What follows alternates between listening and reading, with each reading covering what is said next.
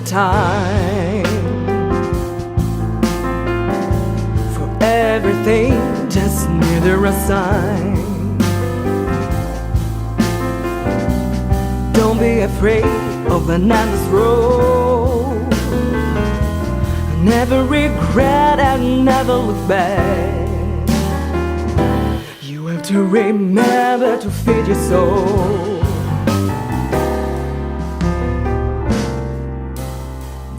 There is always a joy.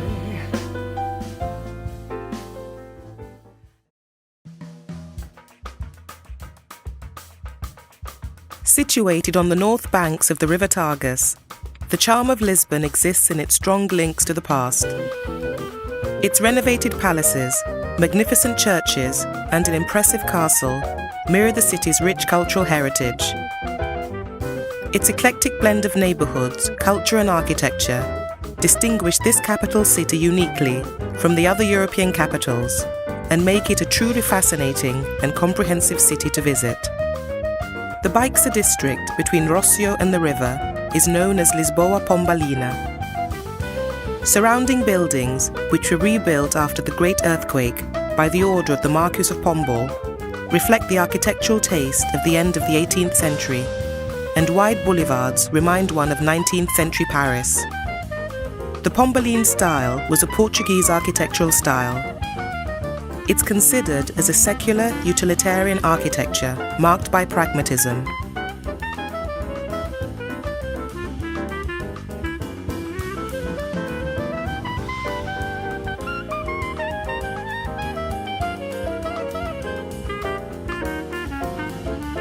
Augusta Street in the Baixa district is one of the best examples of this architecture.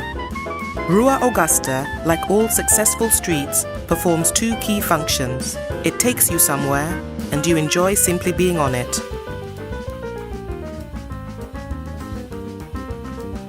The street itself is beautiful, made up of Lisbon's famous black and white pavers, and designed in such a way that each intersection offered a view of the adjoining hillside neighborhoods.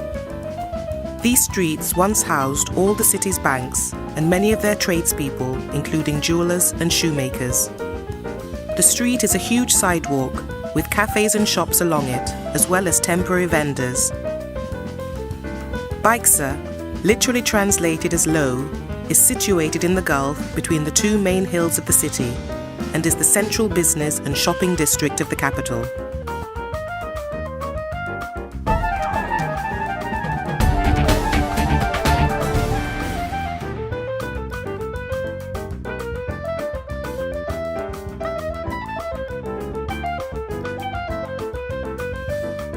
At the end of Rua Augusta is the Square of Commerce.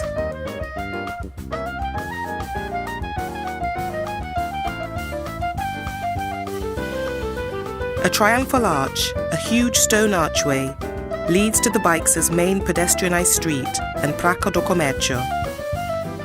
This arch, usually called the Arco da Rua Augusta, was designed by Verissimo da Costa.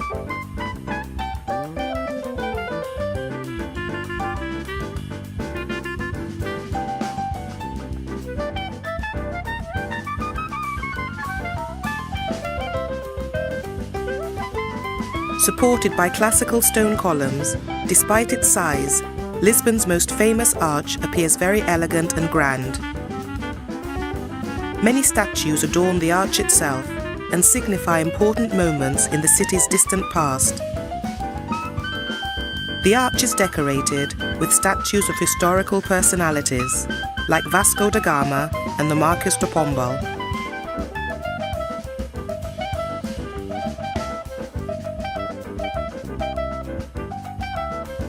The square was named the Square of Commerce to indicate its new function in the economy of Lisbon.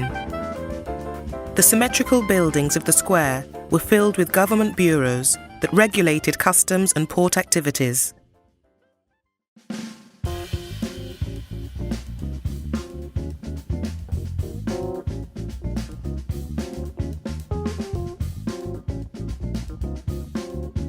The main piece of the ensemble was the equestrian statue of King José I, inaugurated in 1775 in the centre of the square. This bronze statue, the first monumental statue dedicated to a king in Lisbon, was designed by Joaquim Machado de Castro, Portugal's foremost sculptor of the time.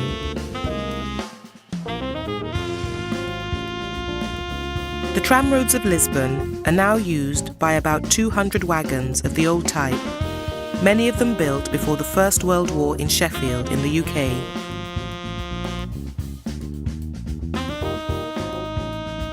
Various wagons have been restored to their original shape and are used for guided tours by tourists in the capital. The large square was rebuilt following a symmetrical design, a rectangular square in the shape of a U, open towards the Tagus.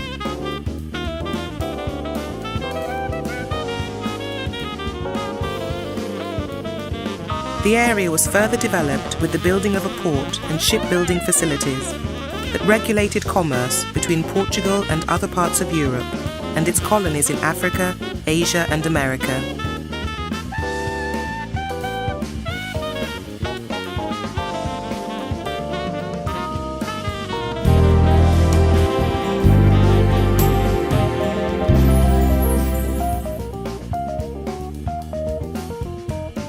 Bairro Alto is a picturesque working-class quarter dating from the 16th century that's traditionally been the city's bohemian haunt of artists and writers.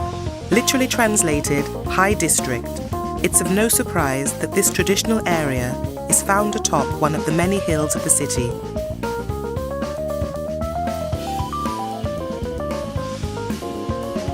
Thanks to its rich history and great power during the Age of Discovery, Lisbon is packed with interesting historical, cultural and religious sites.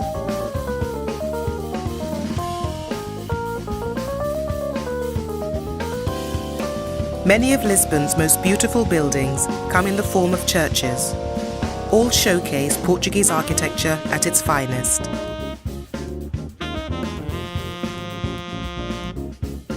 The Praça Luís de Camões is a transition square between the Chada and Bairro Alto districts of the city.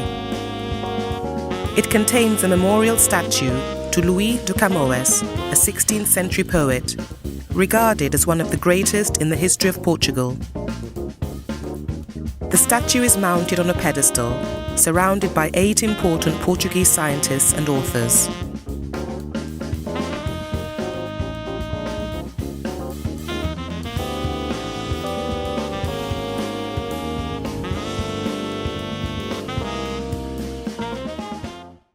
In this maze of narrow cobbled streets lives a thriving local community, bustling with grocer shops, butchers and bakers during the day, where washing hangs from ornate wrought iron balconies, and housewives go about their daily duties in the time-honoured way.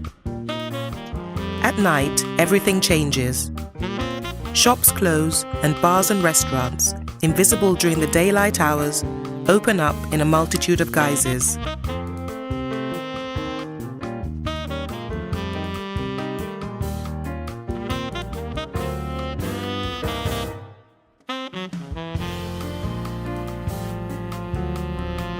The historical neighbourhoods of central Lisbon are perfect for visitors to the Portuguese capital to experience for themselves. The Bairro Alto is one of the most characteristic and attractive neighbourhoods in the city. To discover its streets, lanes and alleys, it's essential to explore it. This is a unique experience within Lisbon, packed with secrets ripe for discovery.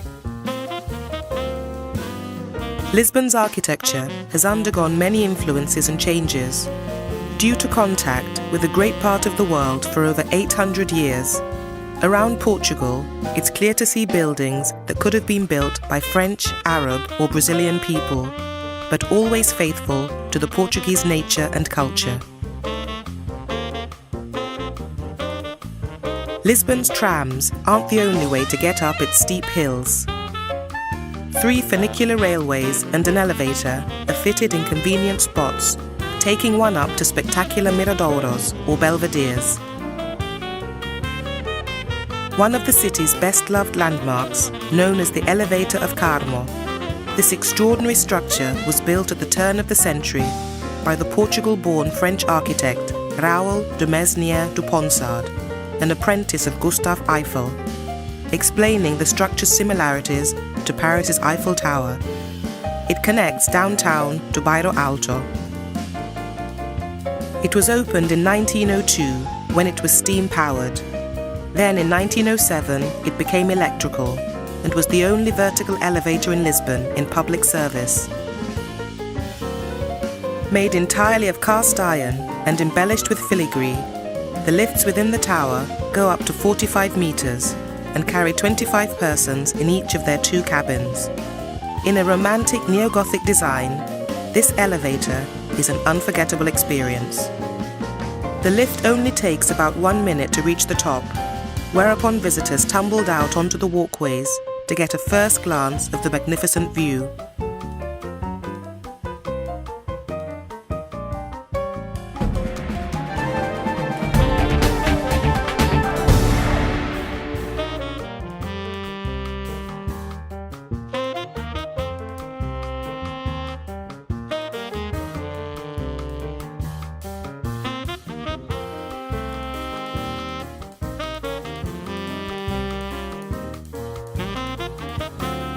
The Avenida da Liberdade is linked to the story of the city.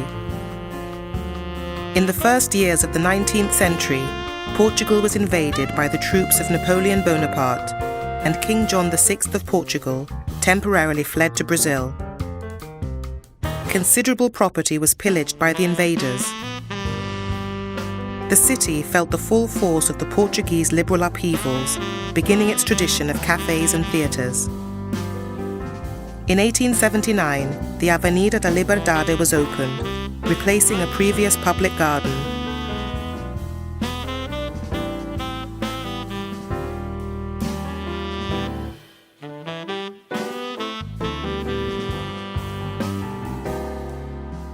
The boulevard, built in 1879, forms a connecting axis between the old 18th century quarters of the Baixa and the northern parts of the city, which developed in the 19th and 20th centuries. With the idea of building a prestigious and elegant street, Lisbon turned its gaze, as was often the case, to Paris. A counterpart to the Champs-Élysées was planned for Portugal's capital city. This monument is homage to the Marquis of Pombal, the Prime Minister responsible for the rebuilding of Lisbon following the Great Earthquake, showing him standing on a column with his hand on a lion, the symbol of power, and his eyes directed to the downtown area that he rebuilt. The base is decorated with allegorical images depicting Pombal's political, educational, and agricultural reforms. Broken blocks of stone at the foot of the monument and tidal waves flooding the city symbolize the effects of the earthquake.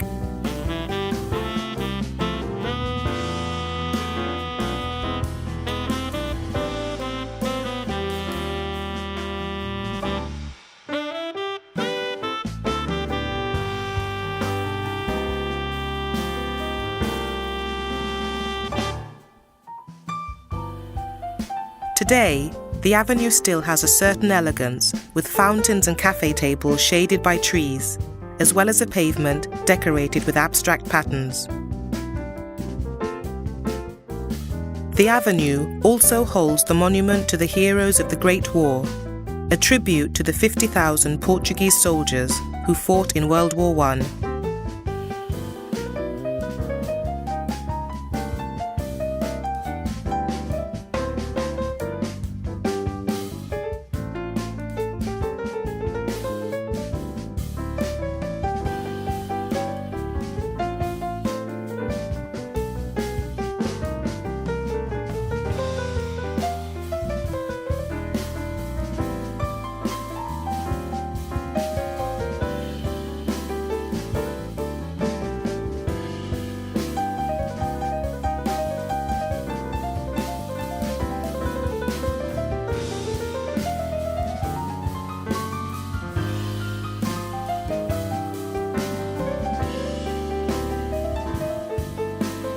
Restauradora Square is a large square which commemorates the country's liberation from 60 years of Spanish rule in 1640.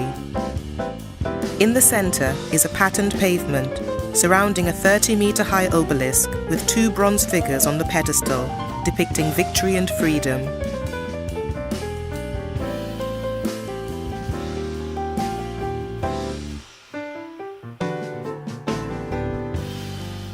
The Eden Theatre was one of Lisbon's major cinema theatre buildings, and its imposing facade still dominates the main city square, Praça dos Restauradores.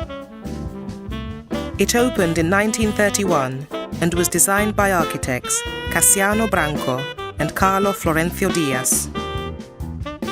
Across the top of the huge facade is a stone frieze depicting stylized actors performing before a film crew and cameras.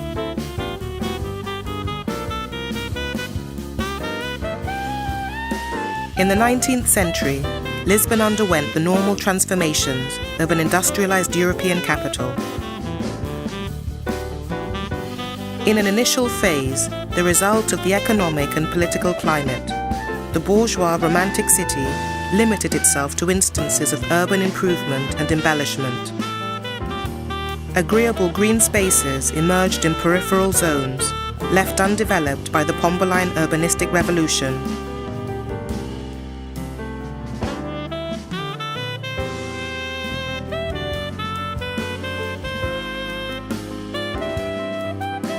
Formerly known as the Rocio, the centrally located Dom Pedro IV Square has been one of Lisbon's main squares since the Middle Ages.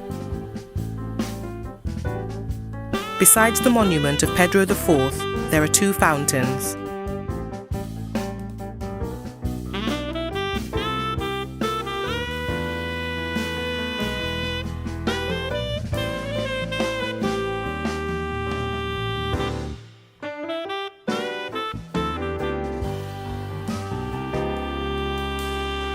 In the center is a monument measuring 27 meters in height.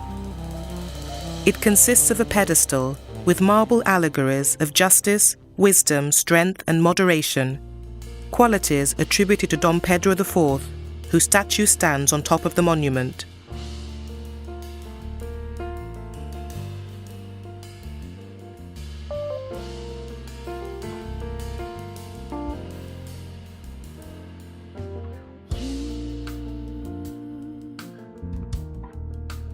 Always in my mind. I think of you.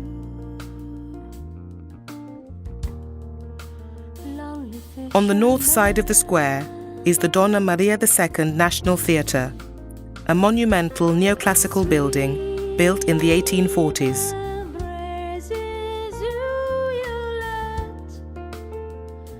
Situated on the north banks of the River Tagus, the charm of Lisbon exists in its strong links to the past.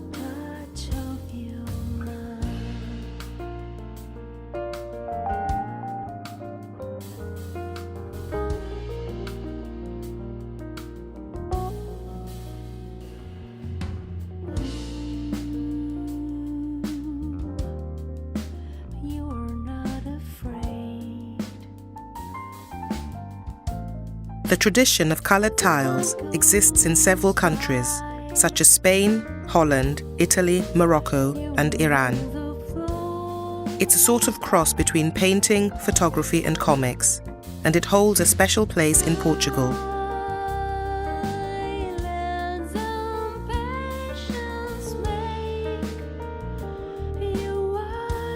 The facades in the Portuguese Pombaline architectural style line the streets. Their neoclassical style reflected Pombal's Enlightenment concept of architectural rationality. The intensive use of decorative tiles covering the outside of the buildings in Lisbon is something the visitor will undoubtedly notice. This usage, intensified by Brazilian immigrants during the 19th century, marks the golden period of tiles covering facades. The first techniques of hand printing and painting were substituted after industrialization by mechanical printing.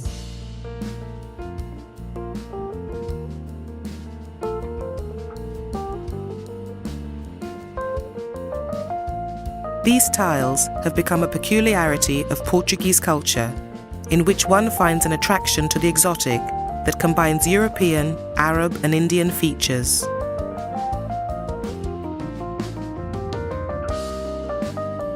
With Pombaline architecture, it was the first time in history that buildings were tested by having troops march around them to simulate an earthquake, making the buildings one of the first examples of earthquake-resistant construction.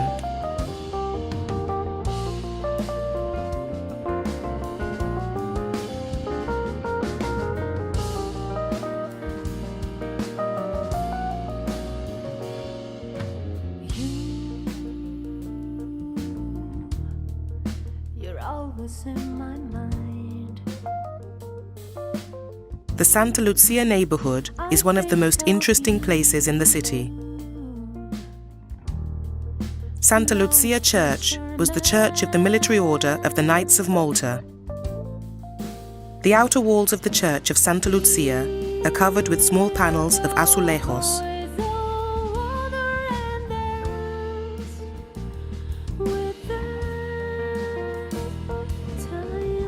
This panel shows the Praça do Comércio, Lisbon's capture by the Crusaders, and the death of Martin Monitz in São Jorge Castle. On the wall marking the south side of the square is an azulejo showing a general view of Lisbon.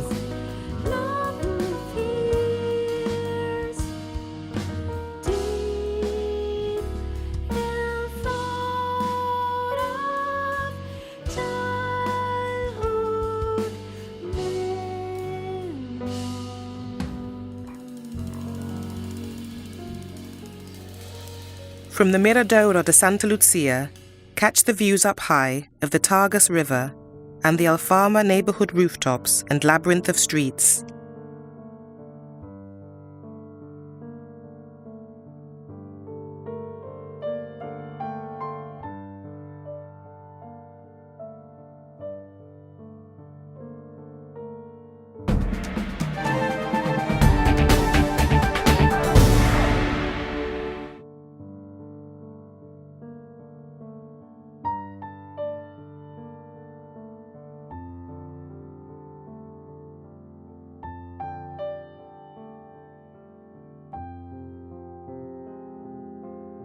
Fado is currently a worldwide known symbol of Portugal. From the moment of its birth, the country has emerged in a crossroad of cultures. This makes it difficult to point out a precise origin of Fado. The most commonly accepted explanation, at least when speaking about Lisbon Fado, is that it came from the songs of the Moors, who continued living near Lisbon even after the Christian takeover. The sadness and melancholy of those songs that are so common in Fado are a good base to explain the rhythms of Fado.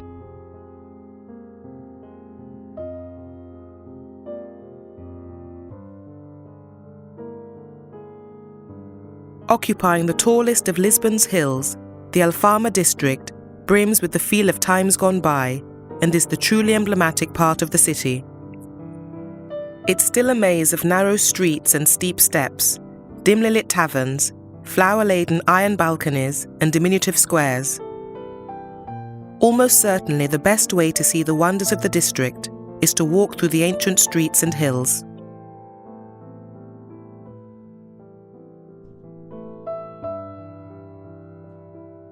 A village was started here by the Visigoths, and it was a rich district during the time of the Moors. Now it's the home of Lisbon's fishermen. Portuguese tiles adorn the inside and outside of almost every home in Portugal. The Moors restricted themselves to arabesque geometric patterns of triangles, squares and diamonds, probably because many of them belonged to the Sunni branch of Islam, which prohibited images of living things. Portuguese and Flemish artists began to produce tiles in Lisbon in the 16th century. Blue and yellow were the favourite colour combination, and tiles depicted mostly floral patterns or religious scenes.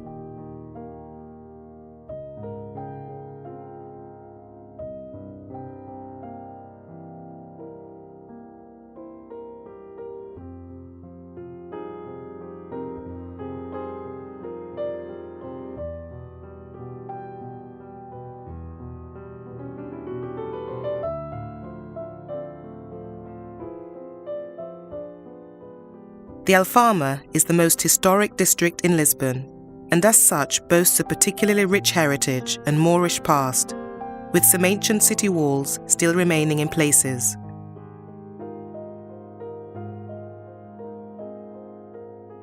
Much of the Alfama district remains completely intact, as it appeared literally hundreds of years ago, and walking around its labyrinth of winding alleyways, cobblestone streets and Baroque architecture is a little like stepping into the Portuguese past.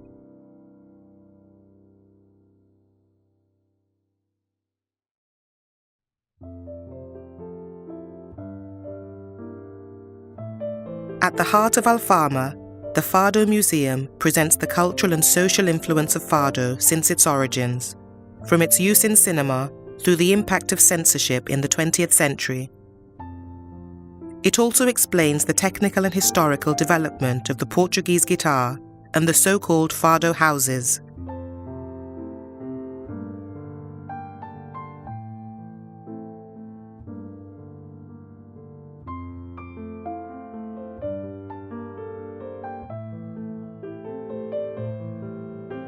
Santa Engracia Church has a long history that intertwines with the history of Lisbon, but it wasn't until the 1960s that its beautiful dome graced the skyline of the city. The history surrounding this monument is dotted with bad luck, superstition, torrid affairs, and a prophecy made by an innocent man. This church is also the national pantheon, where the most important Portuguese personalities have been laid to rest. An earlier church that stood on this very site in the 16th century was declared to be desecrated after items were stolen from it and destroyed. The accused thief, a Jewish man, was convicted and executed before the truth came out about the theft. It later turned out that he'd been at a nearby convent where he'd been having an affair with a young novice. Refusing to ruin her to protect himself, he'd kept silent. He was heard to say that any church built upon this land would never be finished because they'd spilt the blood of an innocent man. He was right. Accident and calamity postponed construction of Santa Engracia Church until 300 years later. It was decreed during that time that the building could not be used as a church and instead remains a national pantheon, monument to the heroes of Lisbon.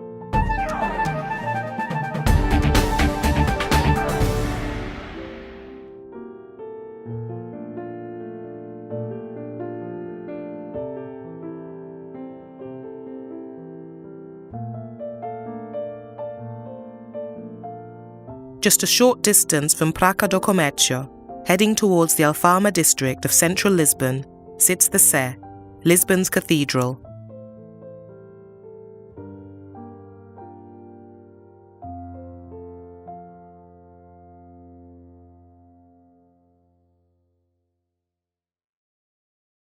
With heavy walls and two battlemented bell towers, Lisbon Cathedral has a stern appearance, more like a medieval fortress than a place of worship. This reflected the outlook of Lisbon's new rulers, who knew they'd have to hold the city against attempts by the Moors to retake it. The portals have interesting sculpted capitals with Romanesque motifs.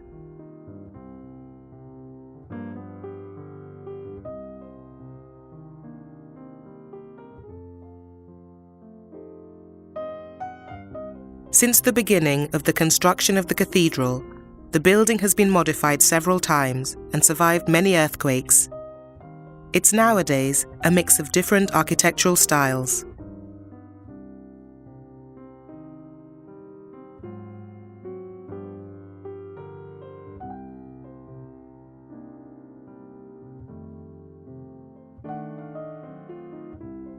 In the beginning of the 20th century, much of the neoclassical decoration from the interior and exterior of the cathedral was removed to give the cathedral a more medieval appearance. Originally, the cathedral had an inner organization, similar to the old Cathedral of Coimbra. Roman cross plan, 3 aisles, a triforium over the central aisle, transept with a lantern tower and 3 eastern chapels. The elegant Gothic deambulatory was erected during the reign of D. Alfonso IV. It consists of a gallery with a series of chapels, an upper tier of windows, and a ribbed vaulted ceiling.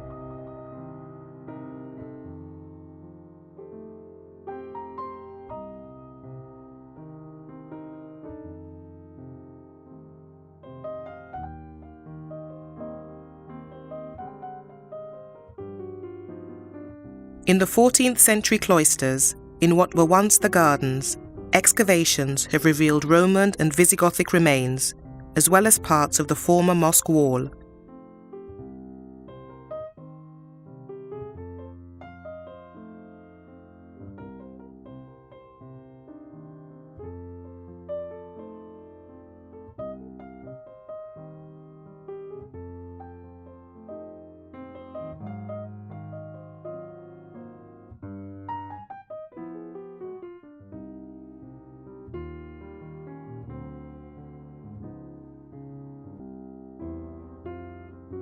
The cloister, built in the 14th century by King Dinis, is of ogival construction, with garlands, a Romanesque wrought iron grille, and tombs with inscription stones.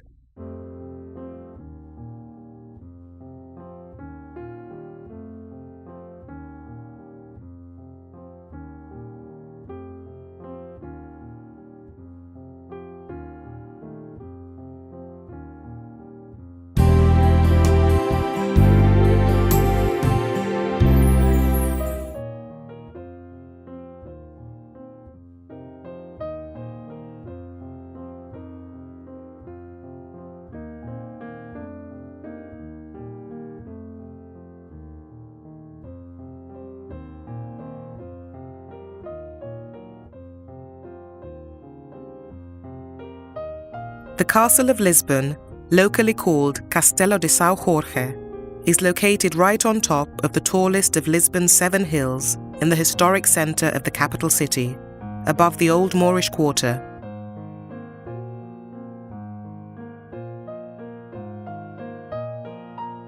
The castle is clearly visible from a long way off, and it's famous for its panoramic views of the city and surrounding countryside. Inside the walls, there are many beautiful promenades, gardens, houses, a church, and many viewpoints, which deserve a closer and more careful look.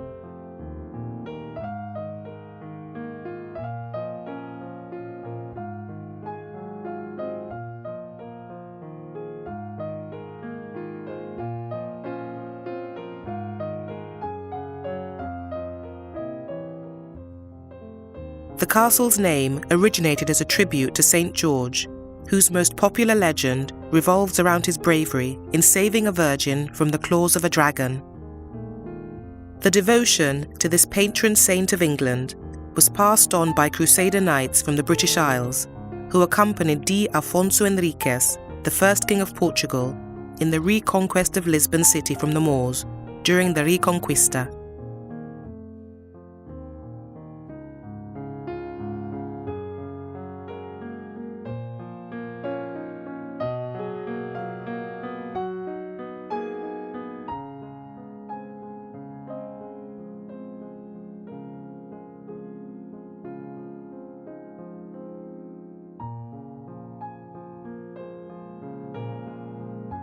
Castles were meant to endure long sieges. This is why, as a last stand, they added a large number of defense solutions, designed to make the invader's task more difficult. Examples are the ground topography, the height and thickness of the walls and towers, the reinforced entries defended by watchtowers and located in several narrow places, arrow-launching holes in the walls and towers, the top shape of the walls, the faults and treason doors, among others.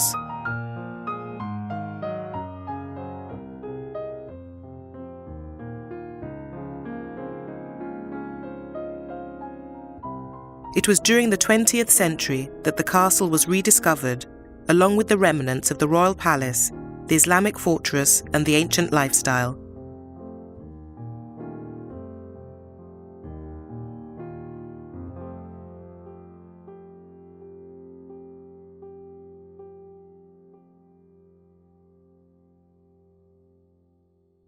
In the Tower of Ulysses is the periscope or dark room, installed where the royal treasure used to be.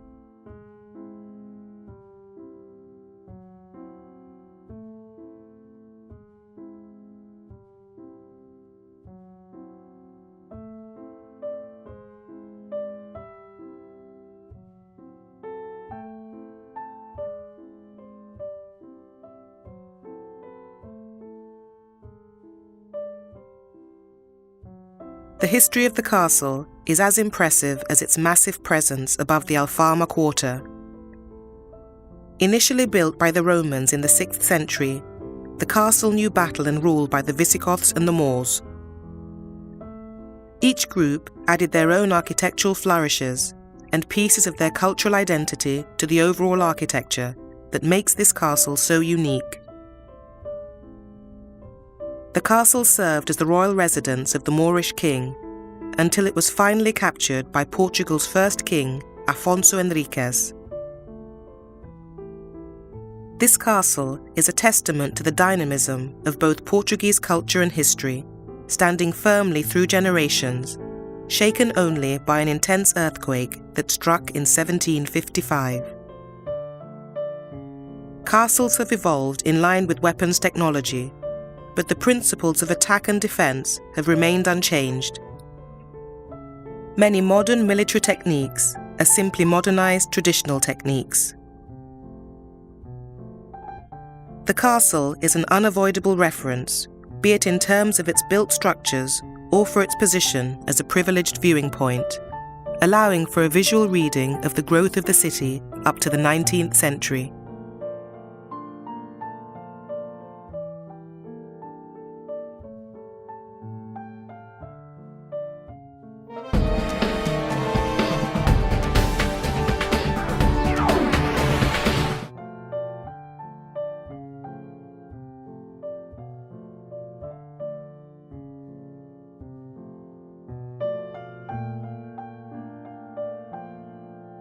The city lies on the north bank of the Tagus River, about 13 kilometers from the river's entrance into the Atlantic Ocean. From the ocean upstream to the city, the river is almost straight and about 3 kilometers wide.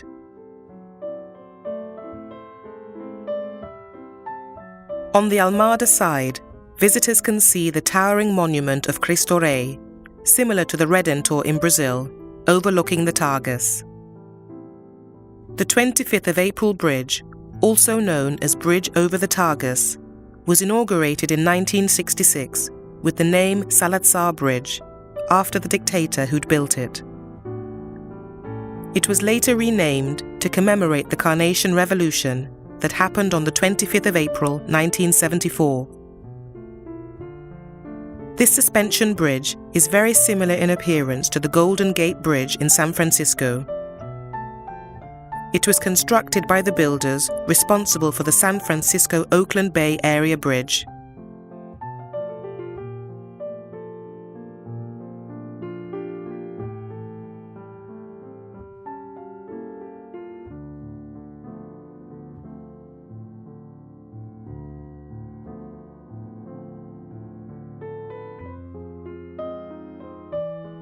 Riverside parks and promenades, elegant plazas and lively cafes greet cruise ship passengers after a scenic arrival past the monuments of Portugal's Golden Age.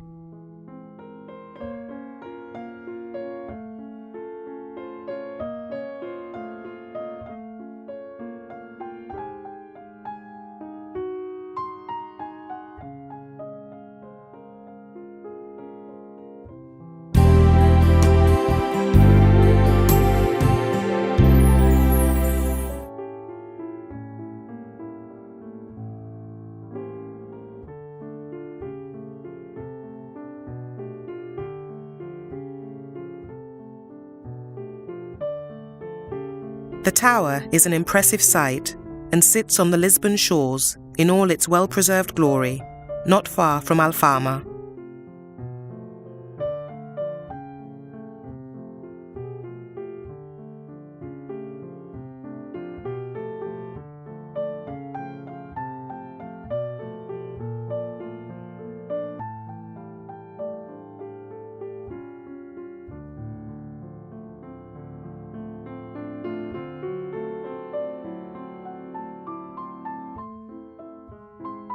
It's evident that the real artistry of Belém Tower lies in the adornment of the exterior.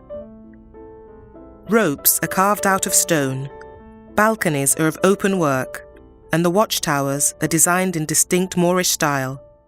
Below the terrace lies a Gothic-styled interior, which at one time stored arms and was also used as a prison. Built in 1515 as a fortress to guard the entrance to Lisbon's harbour, the Belém Tower was the starting point for many of the voyages of discovery, and for the sailors, it was the last sight of their homeland. It's a monument to Portugal's age of discovery. There are two unique architectural styles in Lisbon: the elaborate 16th century Manueline style, stretching across the Belém district, and the uniform but elegant 18th century Pombaline style, located in the downtown area of the city. The Manueline, also known as the Portuguese late Gothic style, is a Portuguese style of architectural ornamentation from the first decades of the 16th century. The style is well known for its tendency for incorporating maritime elements and representations linked to the age of discoveries and the voyages of Vasco da Gama and Pedro Álvares Cabral. This style marks the transition from late Gothic to Renaissance and exhibits influences of Spanish plateresque style, downtown Italian and Flemish elements.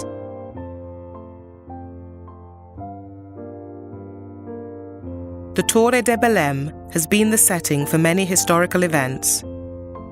These included the onset of Spain's 60-year rule of Portugal after the conquest of the tower in 1580. After Lisbon was taken by Napoleonic troops in 1807, the two upper stories of the tower were destroyed and wooden houses built in their place. In 1845, Minister Teixeira had the tower restored to its original state.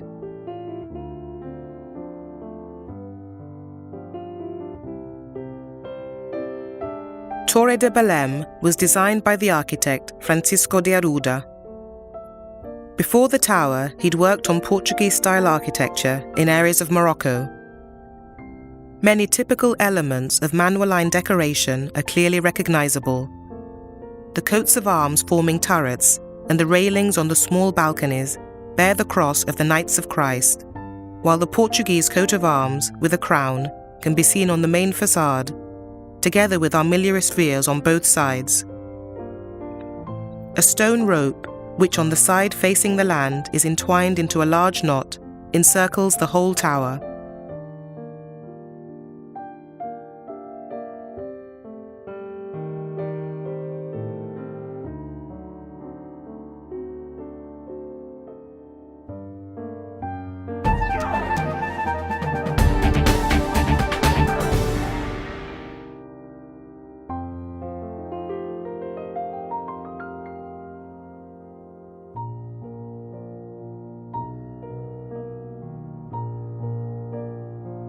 The Jerónimos Monastery is the most impressive symbol of Portugal's power and wealth during the Age of Discovery.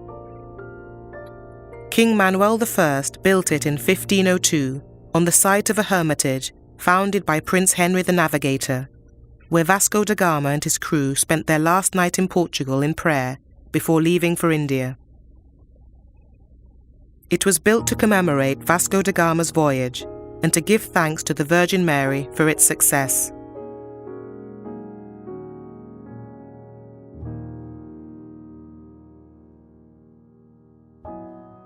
Jerónimos Monastery is a prime example of Manueline architecture, a style unique to Portugal that combines flamboyant Gothic, Moorish and early Renaissance influences. The Manueline style was named after King Manuel I, who was a great patron. In fact, most examples of Manueline architecture were built during his reign in the 15th century. The prevailing influence was the success of the voyages of discovery of Portuguese navigators, who brought with them the style and decorations of East Indian, Brazilian and African lands. In architecture, this innovative style is characterized by complex ornamentation in portals, windows, columns and arcades. The most frequent elements present in Manoline decorations are those connected with ships and sea. The more than 182-metre-long western part of the convent complex, in which the Maritime Museum and the Archaeological Museum are housed, was rebuilt and partly restored at the end of the 19th century in the neo-Manoline style. It was deemed necessary to place the Mosteiro dos Jerônimos under the special protection of UNESCO as an endangered world monument.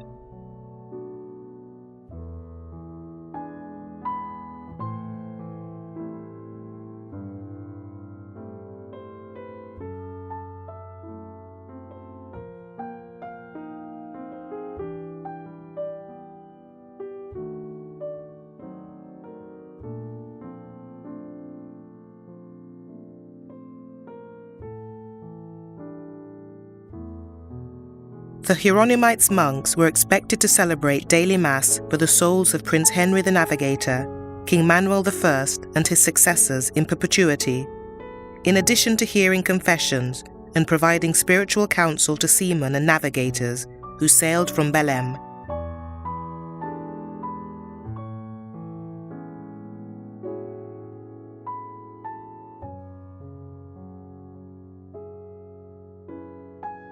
The period of Manoline architectural style lasted for only 30 years, but it made a significant impact on Portuguese history of art.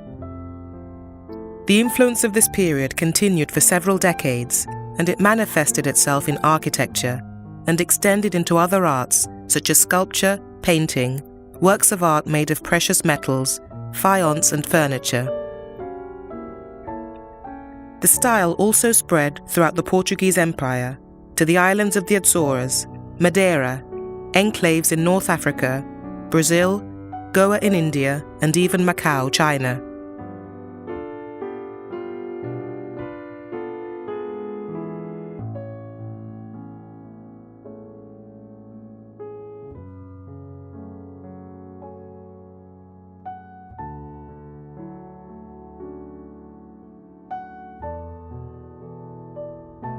The ornate south portal of the Jerônimos Monastery in Belém faces the River Tejo. There are numerous statues and an amazing number of small but interesting details to be found in this impressive entrance. The ornate main entrance to the monastery was designed by João de Castilho and is considered as one of the most magnificent of his time. This shrine-like portal is large, 32 metres high and 12 metres wide, extending up for 2 stories. It features, surrounded by an abundance of gables and pinnacles, many carved figures standing under a baldachin in exquisitely carved niches.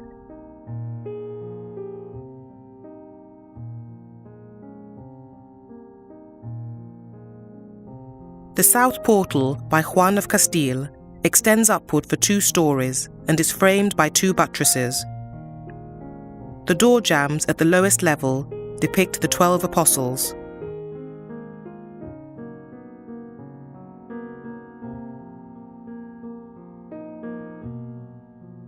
The tympana in the south portal has scenes from the life of Saint Jerome above the doorway and the Portuguese coat of arms in the arch between the 2 tympana.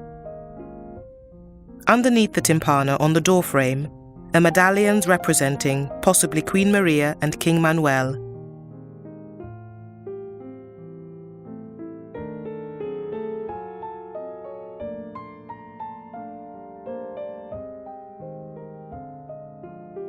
The statue of Henry the Navigator stands on a pedestal between the 2 doors.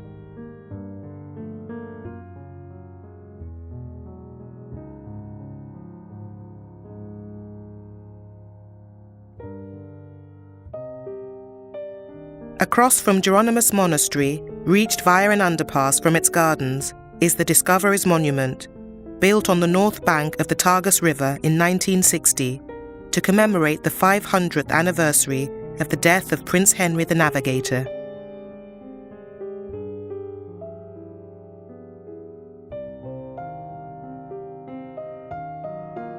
It represents a 3-sailed ship ready to depart, with sculptures of important historical figures such as King Manuel I, Vasco da Gama, Magellan, Cabral, and several other notable Portuguese explorers, crusaders, monks and cartographers and cosmographers, following Prince Henry the Navigator at the prow, holding a small vessel.